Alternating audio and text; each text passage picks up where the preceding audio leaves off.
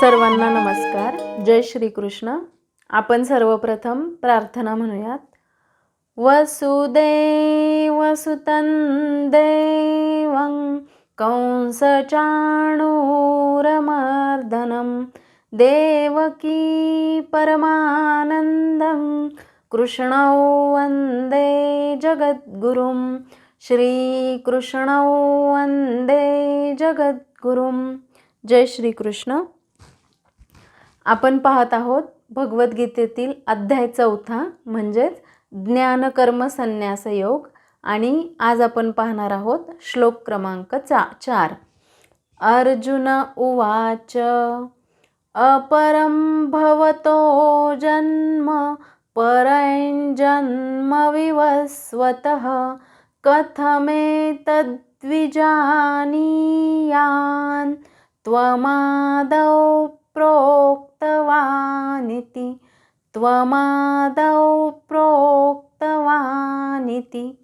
श्लोकाचा अर्थ पाहूयात. अर्जुन उवाच म्हणजे अर्जुन म्हणाला. अपरम म्हणजे कनिष्ठ किंवा अलीकडच्या काळातला. भवतः म्हणजे तुमचा. जन्म म्हणजे जन्म झालेला. परम म्हणजे श्रेष्ठ. विवस्वतः म्हणजे सूर्यदेवाचा. कथम म्हणजे कसे. एतत् म्हणजे हे. विजानीयाम म्हणजे मी जाणावे. त्वम म्हणजे तुम्ही. आदौ म्हणजे प्रारंभी. प्रोक्तवान म्हणजे सांगितला. इति म्हणजे याप्रमाणे. आणि या श्लोकाचा संपूर्ण अर्थ असा आहे. अर्जुन म्हणाला, सूर्यदेव विवस्वान हा जन्माने तुमच्यापेक्षा श्रेष्ठ आहे, म्हणून प्रारंभी तुम्ही या विज्ञानाचा उपदेश त्याला सांगितला, हे मी कसे जाणावे. आता आपण हा श्लोक समजून घेऊयात. आधीच्या श्लोकात भगवंतांनी सांगितले की जे दिव्य ज्ञान आहे ते रहस्यमयी आहे.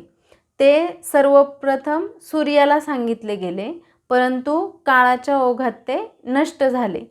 परंतु तू माझा मित्र व भक्त असल्यामुळे हे ज्ञान मी तुला आता सांगत आहे. या श्लोकात अर्जुन भगवंतांना विचारतो की तुमचा जन्म तर अलीकडचा आहे. सूर्य तर सृष्टीच्या निर्माणापासून आहे, सनातन आहे. तर मग आपणच कल्पारंभी सूर्याला हा योग सांगितला होता असे कसे समजू. कारण अर्जुन आणि भगवान श्रीकृष्ण एकाच जवळपास वयाचे होते. त्यामुळे अर्जुनाला हा प्रश्न पडणे साहजिक होते, म्हणून त्याने तो प्रश्न विचारला. तर देहबुद्धीमध्ये जगणारे देहाच्या पातळीवरच विचार करतात, म्हणून अर्जुन देखील असाच प्रश्न भगवंतांना करत आहे. अर्जुनाच्या समोर उभे राहून भगवान श्रीकृष्ण म्हणजे साक्षात परमात्माच बोलत आहे. ज्या सनातन सत्याचा शोध हे जीवनाचे अंतिम उद्दिष्ट असते, तेच सत्य भगवान श्रीकृष्णांच्या मुखातून प्रकट होत असते. हे सनातन सत्य चिरंतर असते.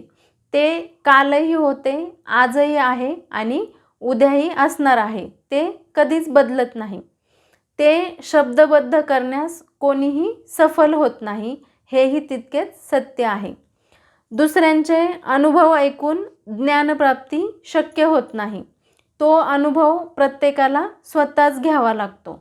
ज्ञानी मनुष्य त्या अनुभवांचे तंतोतंत वर्णन करण्याचा प्रयत्न करेल.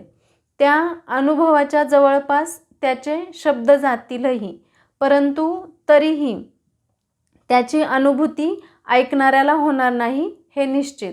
म्हणून भगवंतांनी हा योग सूर्याला सांगितला, कारण तोही चिरंतन आहे. तो कालही होता, आजही आहे आणि उद्या देखील असणार आहे. सत्याचा शोध योगमार्गानेच होईल, परंतु अर्जुन ही गोष्ट सध्या जाणत नाही. खरे तर अर्जुन हा भगवंतांचा दृढ भक्त आहे. तर मग त्याचा श्रीकृष्णांच्या शब्दावर विश्वास का बसला नाही, म्हणून त्याने असा प्रश्न केला, असा विचार आपल्या मनात येऊ शकतो.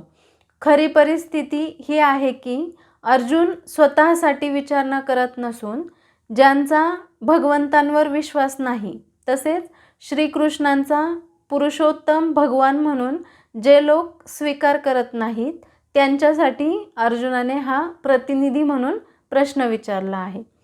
श्रीकृष्ण हे पुरुषोत्तम श्री भगवान आहेत. सर्व गोष्टींचे मूळ उगमस्थान देखील तेच आहेत आणि अध्यात्मातील अंतिम तत्व ते भगवान श्रीकृष्णच आहेत हे अर्जुनाला निश्चितपणे ज्ञात आहे. श्रीकृष्ण हे शाश्वत पुरुष कसे होते हे एखाद्या साधारण मनुष्याला समजणे अत्यंत कठीण आहे. म्हणून हा मुद्दा स्पष्ट करण्याकरता अर्जुनाने हा प्रश्न श्रीकृष्णांसमोर विचारला, जेणेकरून भगवान श्रीकृष्ण स्वतः अधिकारवाणीने बोलू शकतील. भगवान श्रीकृष्ण हे सर्वोच्च अधिकारी आहेत हे संपूर्ण जगाने अनादी काळापासून मान्य केलेले आहे. परंतु केवळ असुर त्याचा स्वीकार करत नाहीत. असुर त्यांना स्वतःला समजता येईल अशा प्रकारे भगवंतांचे विकृत स्वरूपात वर्णन करतात. म्हणून असुरांनी त्यांचे वर्णन करण्यापूर्वी भगवंतांनीच स्वतःचे वर्णन स्वतः करावे म्हणून अर्जुनाने हा प्रश्न उपस्थित केला. भक्त भगवंतांच्या निरूपणाचे अंतःकरणपूर्वक स्वागत करतात. त्यांच्या प्रमाणित वचनांचे पूजन करतात. श्रीकृष्णांना साधारण मनुष्य समजणारे नास्तिक लोकही या प्रकारे जाणू शकतील की श्रीकृष्ण हे महापुरुष आहेत. त्यांचे स्वरूप हे सच्चिदानंद विग्रह आणि आनंदमयी शाश्वत आहे. ते दिव्य आहेत व प्राकृतिक गुणांच्या अतीत आणि देश व काल यांच्या प्रभावापलीकडे आहेत. अर्जुनासारखे जे भगवत भक्त आहेत त्यांना भगवंतांच्या दिव्य स्थितीसंबंधी मुळीच संशय नसतो.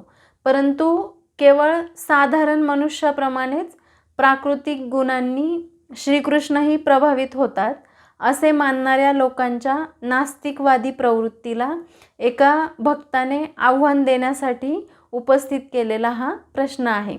यावर भगवान पुढील श्लोकात उत्तर देतात.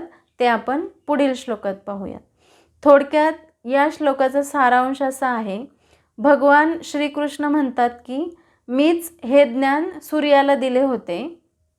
यावर अर्जुन तार्किक शंका उपस्थित करतो. श्रीकृष्णांचा जन्म अलीकडचा आहे तर सूर्याचा जन्म युगानुयुगांपूर्वीचा आहे. मग भगवान श्रीकृष्णांनी ते ज्ञान सूर्याला कसे दिले? थोडक्यात हा श्लोक शिष्य आणि गुरु यांच्यातील संवादाची सुरुवात दर्शवतो, जिथे शिष्याला मोकळेपणाने प्रश्न विचारण्याची मुभा आहे. आधुनिक जीवनातील या श्लोकाचे महत्त्व पाहिले तर हा श्लोक शंका विचारणे आणि तार्किक विचारसरणी याचे महत्त्व अधोरेखित करतो. आधुनिक शिक्षण आणि व्यवसायाच्या जगात प्रश्न विचारण्याची संस्कृती आवश्यक आहे. केवळ अंधश्रद्धेने किंवा आज्ञा म्हणून स्वीकार न करता उत्तम ज्ञान प्राप्त करण्यासाठी तार्किक शंका विचारणे गरजेचे आहे. अर्जुनाने हा प्रश्न विचारून आपल्या बौद्धिक प्रामाणिकतेचे दर्शन घडवले. तसेच आत्मसाक्षात्कार आणि अहंकार यासाठी देखील हा श्लोक अत्यंत मार्गदर्शक आहे. अर्जुनाने हा प्रश्न विचारला कारण तो भगवान श्रीकृष्णांना मानव रूपातील मित्र मानत होता. त्याला हे स्वीकारणे कठीण होते की आपला मित्र परमेश्वर आहे. आधुनिक काळातही आपण अनेकदा महान व्यक्तींना त्यांच्या भौतिक रूपात अडकून ओळखण्यास कमी पडतो, ज्यामुळे त्यांचे गहन मार्गदर्शन आपण स्वीकारू शकत नाही. म्हणून संस्कारासाठी अहंकार बाजूला ठेवून प्रश्न विचारणे गरजेचे आहे. तसेच आज आपल्याला अनेक गोष्टींची माहिती मोबाईलवर मिळते, पण त्या माहितीच्या स्रोताची सत्यता तपासणे खूप महत्त्वाचे आहे. मीच हे ज्ञान आधी दिले या श्रीकृष्णांच्या विधानावर शंका घेऊन अर्जुनाने स्त्रोत सत्यापनाची प्रक्रिया सुरू केली, जी आजच्या काळात देखील अत्यंत गरजेची आहे. थोडक्यात या श्लोकातून संदेश काय मिळतो तर कुठल्याही गोष्टीवर विश्वास ठेवण्याआधी विचारा, म्हणजेच ज्ञानाचा स्वीकार करण्यापूर्वी त्यावर विचार करा, शंका घ्या आणि तर्काने सिद्ध करा. ज्ञानाची तपासणी केल्यावरच तुमचा विश्वास अधिक मजबूत होईल. गुरुवर प्रेम हवे पण अंधभक्ती नको. तुमचा गुरु किंवा मार्गदर्शक तुमच्यासाठी कितीही प्रिय असला तरी त्यांच्या विचारांवर निष्ठा ठेवण्यापूर्वी विवेकबुद्धी जागृत ठेवा.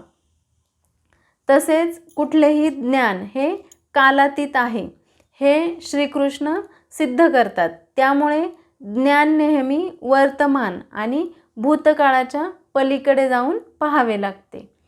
अशा प्रकारे आपण 4थ्या अध्यायातील 4था श्लोक समजून घेतला आहे. आता आपण समापन प्रार्थना म्हणूयात.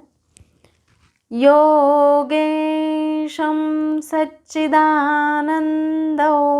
वासुदेवो व्रजप्रियं धर्मसंस्थापको वीरं कृष्णौ वन्दे जगद्गुरुं. श्रीकृष्णौ वन्दे जगद्गुरुं.